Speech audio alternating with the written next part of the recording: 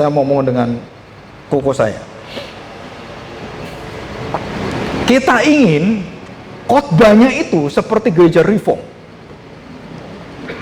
Ibadahnya, nyanyinya itu seperti gereja JPCC atau NDC.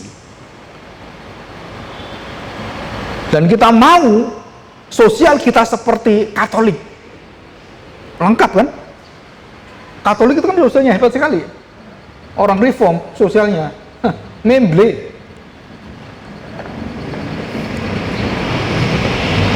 Saudara, kalau bersosial Katolik Romo-Romo itu jauh lebih diterima di masyarakat. Kenapa? Karena mereka sangat simple dan sangat sederhana. Pendeta-pendetanya karismatik Reform, pendeta kaya semua, saudara. Terus kamu lihat Romo dengan masyarakat, mereka hidup bersama. Sampai kapanpun kita nggak bisa membumi seperti mereka. Sampai kapanpun, saudara. Walaupun teologi kita benar, tapi sosial kita rendah sekali. Dan ini kenyataan hidup kita. Jadi kalau kita lihat, terus kita tanya, terus bahagia itu apa?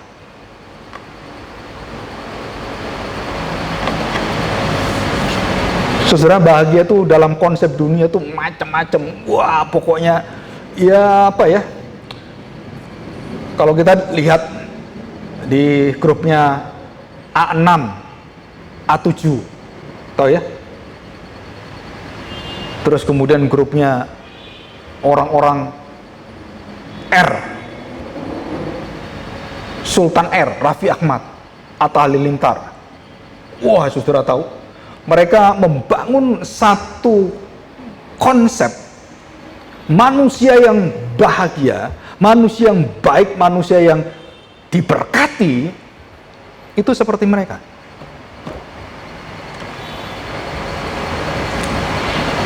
Nah, sekali lagi, kemarin saya dengar dari Romo Magnis, dia menyelidiki dan melihat ada survei. Saudara tahu, di Indonesia 60% itu masyarakat di bawah standar. 60% hidup di bawah standar. Dan 10-15% itu sangat miskin. Sangat miskin. Dan yang kaya itu hanya 5 dan tidak lebih dari 7%. Paling banyak 10%.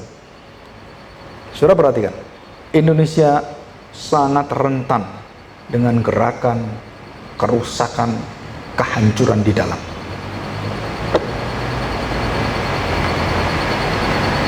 Dan dia membayangkan, memberikan contoh. Pak Magnis itu berjalan biasanya kan, lalu dia berjalan. Dia melihat ada orang baru bangun 4 tingkat rumah, ya, terus bangun 4 tingkat rumah, dan pekerjanya itu tidur, tahu ya, orang-orang kerja itu tidur di mana? Kan di tanah itu harus dikasih gedek-gedek gitu. Dan dia mengatakan, binatang pun nggak layak tinggal di situ, tapi mereka mau tinggal. Dan mereka mau tinggal di sana. Mereka mau hidup di sana. Membangunkan rumah bagi orang yang kaya sekali. Dan mereka terima hidup seperti itu dengan nasib seperti itu. Ya nasib, kan gitu lagunya. Saudara bayangkan. Dan dia mengatakan begini. Kalau kita bayangkan dengan kejadian seperti ini, Indonesia itu yang paling masalah dengan Pancasila bukan agamanya, sila pertama, bukan persatuannya, tapi sila kelima, keadilan sosial bagi seluruh rakyat Indonesia.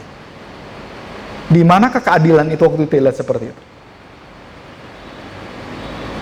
Kita tidak merasakan adil, tidak, kalau kita berada di atas 60% ke atas tidak merasakan itu. Tapi kalau kita lihat ke bawah, wah, saudara, sangat mengerikan sekali. Dan itu menjadi alat pemicu untuk merusak seluruh sistem yang ada. Dan ini, kata Frank Magnis, kita berdoa supaya tidak terjadi. Karena dalam sejarah gereja, dalam sejarah bangsa Indonesia, itu sudah pernah terjadi 98, 65, terus tahun 88, terus 87, 86 terjadi, terus 98 itu, terus mau terakhir 2019 yang mau meledak nggak jadi. Saudara, itu semua adalah digerakkan, masyarakat itu digerakkan oleh mereka dengan pandangan-pandangan agama. Saudara, saya tanya sekarang, kalau sudah seperti itu, saudara, apa yang disebut bahagia yang dipaparkan oleh artis-artis, orang-orang yang luar biasa, saudara, itu akan meracuni pikiran kita dan menjadi nilai yang mengusir nilai firman Tuhan. Dan kita ganti dengan nilai itu dalam hidup kita. Dan disitulah hidupmu penuh dengan kekhawatiran, penuh dengan kegelisahan, dan penuh dengan pemberontakan pada Tuhan. Kenapa, saudara? Karena kita tidak mengukur hidup kita dengan firman. Kita mengukur dengan kondisi dunia.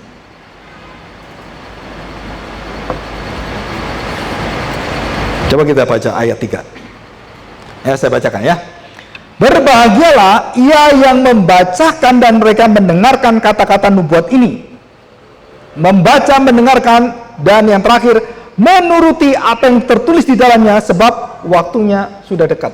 Jadi apa itu bahagia? Saya tanya, saudara, apa itu bahagia? Membaca, mendengarkan firman. Dan bukan hanya di situ. Taat, turut, setia pada firman. Dan itu loh kebahagiaan yang Tuhan berikan, Tuhan wariskan kepada hidup orang percaya. Apa? Mendengar, membaca, dan ikut apa yang didengar, apa yang dibaca. Dan itulah sumber kebahagiaan, saudara.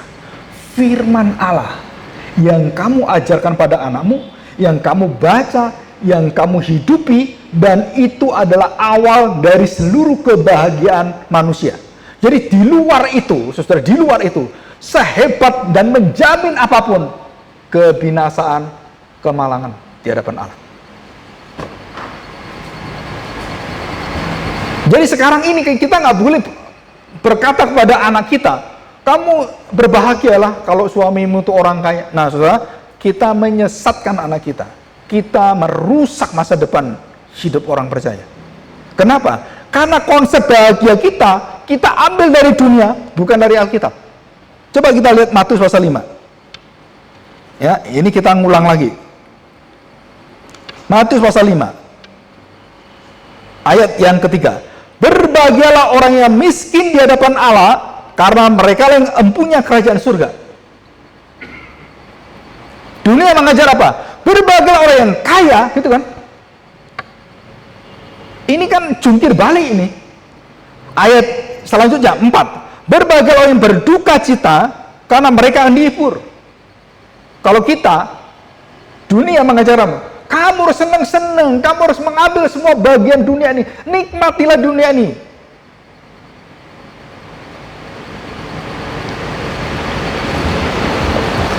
Yang ketiga, berbahagialah orang lemah lembut. Dikatakan mereka akan memiliki bumi. Kita senang dengan orang yang tegas, orang yang kuasanya luar biasa, orang yang memberikan semua dengan aturan-aturan. Itu. Sekolah Kristen, ayat ini menjadi ayat yang paling lemah di dalam pendidikan Kristen.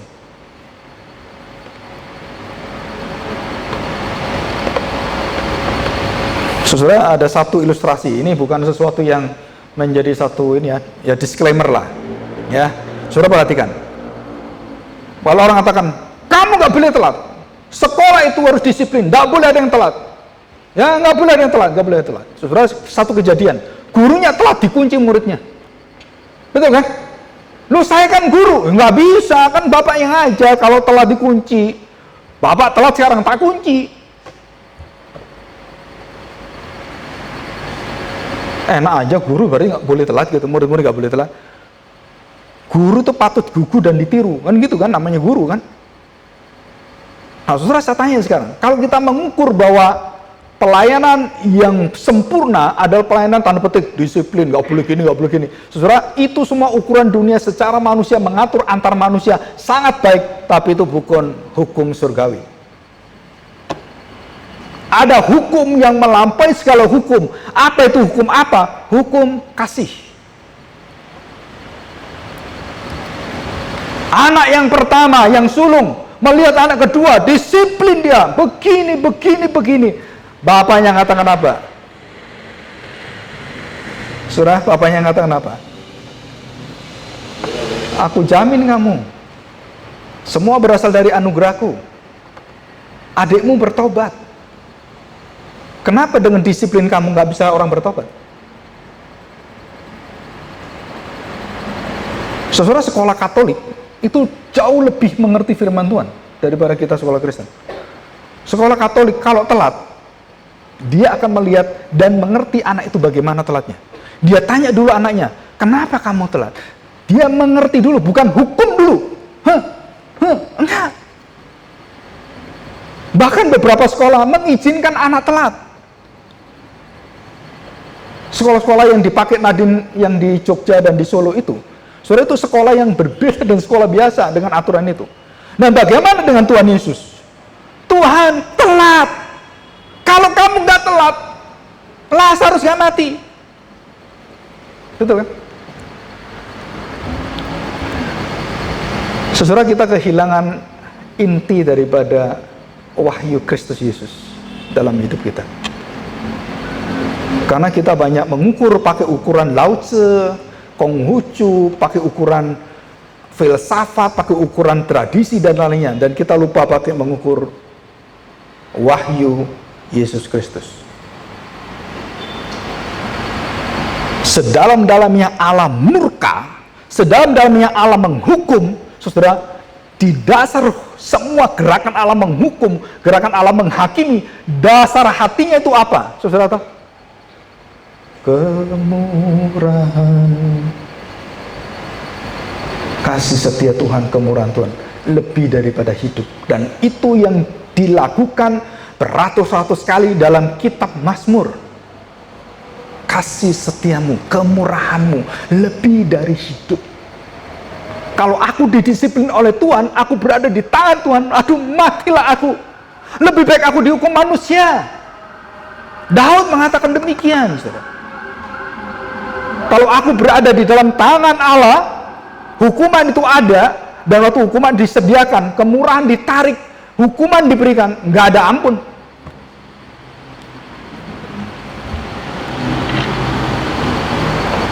Berbahagialah orang yang lapar dan haus akan kebenaran. Dan manusia selalu ingin kenyang, ingin kepenuhan semuanya. Bagaimanakah mendidik karakter seseorang yang penuh dengan taf itu tahu ya? Teguh, tangguh. Ya, artinya itu. Saudara tahu? Dari manakah semua itu akan lahir? Roma pasal 5. Saudara baca di sana. Penderitaan melahirkan ketekunan, ketekunan melahirkan tahan uji melahirkan iman muncul seperti emas. Dan tidak ada seseorang berhasil tanpa kesulitan, tanpa rintangan, tanpa goncangan, saudara. Nggak mungkin, saudara. Dan di dalam kitab Wahyu ini, Tuhan Yesus menggoncang dunia, mengarak dunia, menampi dunia. Kalau iblis menampi, kamu masih bisa berhasil orang-orang yang percaya Tuhan. Tapi kalau Tuhan yang menampi, siapa yang bisa keluar dari tampian Tuhan? Dan yang paling akhir, yang paling membuat kita nggak suka ini, kata berbahagia. Ayat 11. Matius 5:11. Berbahagialah kamu jika karena aku kamu dicela dan dianiaya dan kepadamu difitnahkan segala yang jahat.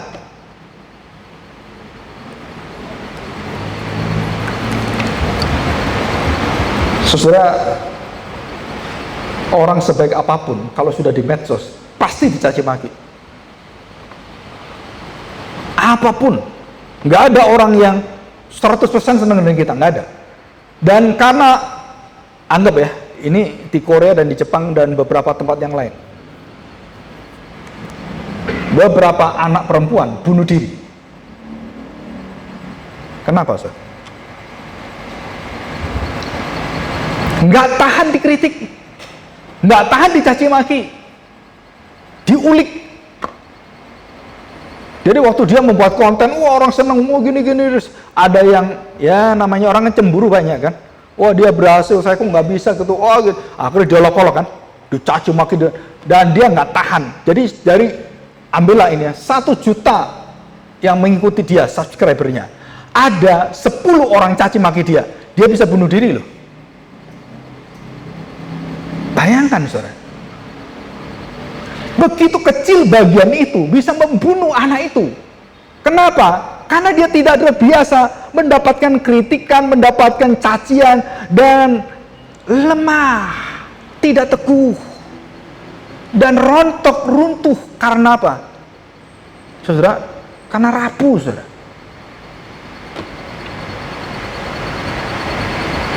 Saudara, kita tahu bahwa anak-anak kita ini nanti masa depan ini tambah rapuh saudara. Kenapa? Karena kita tahu bahwa kesulitan-kesulitan dunia ini semakin mudah. Ke bank pun nggak perlu, saudara. Makan pun sekarang ini pakai QR semua. Pesan makanan, tinggal foto aja, sudah ada di sini. Kalau dulu kan kita ada pelayannya, melayani. Sekarang serba duduk semua, datang semua. Enak nggak? Enak. Terus apa yang berbahaya dari dunia yang baru ini? Mental, karakter, nilai-nilai itu runtuh semua. Hidup dipermudah, dan begitu ada kesulitan, nemble semua anak kita. Maka Tuhan Yesus mengatakan apa? Ini, kalau kamu dianiaya, kamu dicaci maki, kamu difitnah karena aku, kamu akan tegak. Aku akan menyertai kamu, aku akan berikan kekuatan pada kamu. Dan itu janji Tuhan. Saudara, dalam kitab Wahyu ini 7 gereja, hanya 2 gereja yang memiliki kekuatan. Apa itu gereja apa? Smyrna dan Philadelphia. Kemana Smyrna kenapa? Dan Philadelphia kenapa? Saudara, karena yang satu, yang Philadelphia dan Smyrna, yang satu mengandalkan firman, mendengarkan, membaca, menurutinya. Dan yang Philadelphia taat sampai mati. Lengkap. 5 gereja yang lain runtuh. 5 gereja ingin meniru dunia Efesus. Wah, mencari orang-orang yang top. Pendeta Petrus, Yohanes. Wah, ini rasul-rasul, pendeta-pendeta luar biasa. Saya ingin mendengarkan pendeta ini, pendeta ini. Saudara, runtuh semuanya dan hancur semuanya. Karena mereka tidak mencari wahyu Yesus Kristus. Dan kita harus menanamkan bahagia ini kepada anak kita. Kalau ini tidak ada, saudara-saudara sedang merelakan anak kita hancur dengan kebahagiaan dunia ini. Dan inilah wahyu Yesus Kristus. Dikatakan Wahyu pasal 1 ayat yang ketiga. Saudara, dikatakan kalimat terakhir, sebab semuanya sudah dekat. Apa arti kata dekat dalam kitab Wahyu? Ada 4 dimensi kata dekat dalam kitab Wahyu. Yang pertama, dalam dimensi kekekalan Allah tidak ada waktu menunggu. Ngerti maksudnya? Kekal itu tidak ada masa lalu, sekarang, dan lainnya. Kekal itu terjadi dengan cara Allah dan begitu cepat. Saudara, eternity itu seperti garis dan tidak habisnya, infinity. Dan waktu kita yang ribuan tahun itu seperti satu titik kecil di antara seluruh garis kekekalan. Itu cuma satu titik. Dan firman Tuhan mengatakan, hidup manusia seperti uap.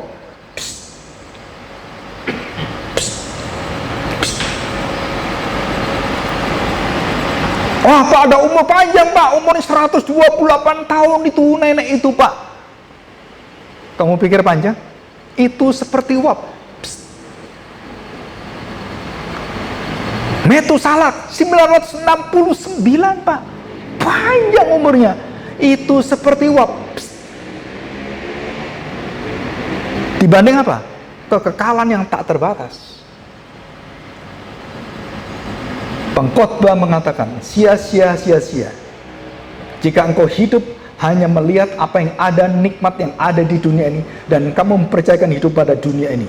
Dunia yang terlihat bukan yang akan datang. Celakalah engkau, malanglah engkau, bukan berbahagia orang-orang yang paling malang. Dan kita tidak mau orang seperti ini. Saudara, dikatakan kalimat ini sudah dekat.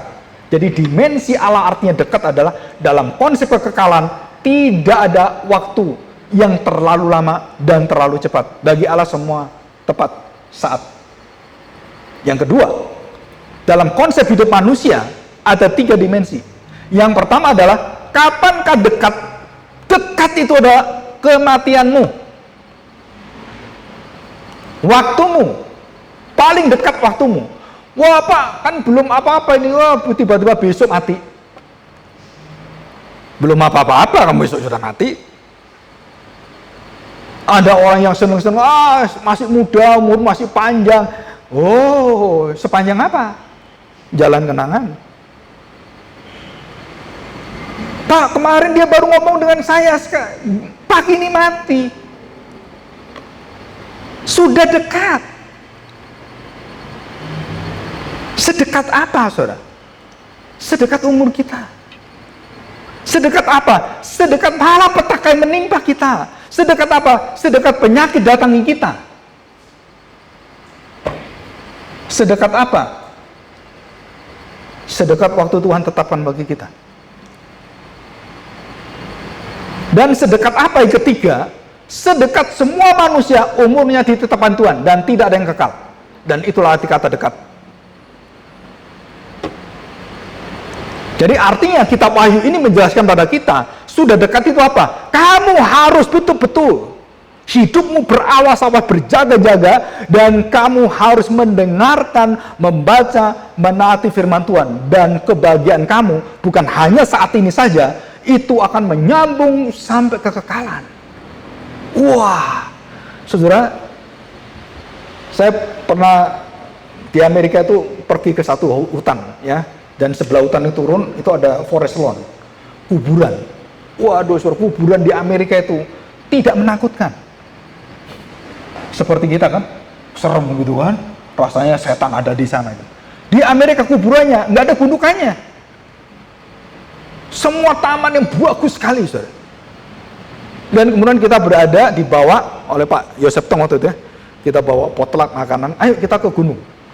Wah, terus akhirnya sampai kira hampir 2 jam di atas gunung. Dan kita melihat satu pemandangan yang indah sekali di lembah itu.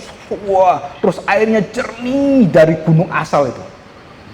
Jadi lebih bagus lagi di New Zealand katanya. Airnya itu lebih bersih dari aqua. Bisa diminum. Indah sekali. Saya beritahu, saudara. Seindah apa di surga?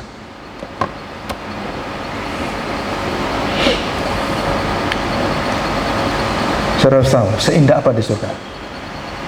Mata kita yang melihat sisa dosa manusia yang merusak alam semesta ini, kita melihat sisa-sisa keindahan yang masih ada, yang Tuhan izinkan kita nikmati. Gunung, laut, begitu indah. Saudara, tidak seindah waktu kita masuk surga, saudara. Kitab Wahyu membayangkan, menjelaskan pada kita, menggambarkan keindahan surga. Saudara tahu apa yang digambarkan? Dan rumah kita nanti seperti apa? Lantainya itu berlian, saudara. Sungai kehidupannya itu berkaca-kaca, saudara. Saudara nggak pernah bisa melihat keindahan itu, dan itu lambang saja. Dan lebih daripada lambang itu, nanti kita melihat sendiri dengan muka kita. Kita masuk dalam kekekalan surga itu. Wah, saudara. Dan ada 4 hal di surga. Orang bahagia itu akan tidak memiliki ini. Saudara tahu? Perpisahan, pergabungan, sakit penyakit, dan kegelapan untuk sama manusia. Dan itulah kebahagiaan yang puncak yang kitab Wahyu itu jelaskan. Dan bagaimana kita mendapatkan ini? Dari Wahyu Yesus Kristus. Membaca, mendengarkan, dan mengimani. Disitulah bahagia itu muncul. Dan disitulah rumah kita dibangun bukan di atas pasir, tapi di atas batu karang. Dan anak-anak kita jangan diajar lagi bahagia dengan konsep dunia, bagaimana mencapai kebahagiaan dengan konsep dunia, tapi firman.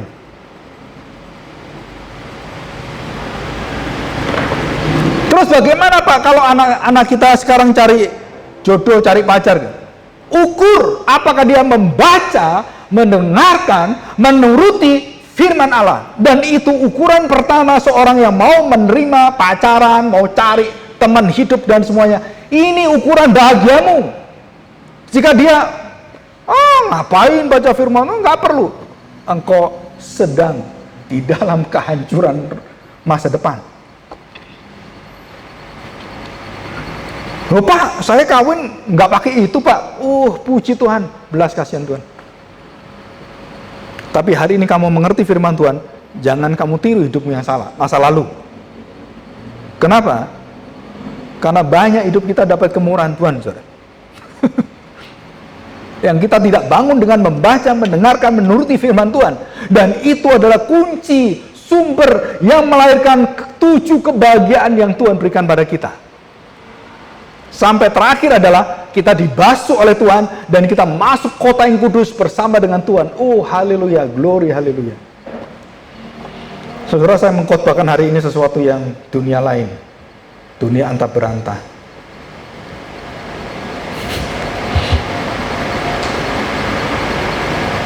Saudara, kita semua sedang memasuki dalam dunia spiritual surgawi. Jadi yang saya jelaskan ini tidak mungkin bisa dimengerti kalau saudara belum lahir baru.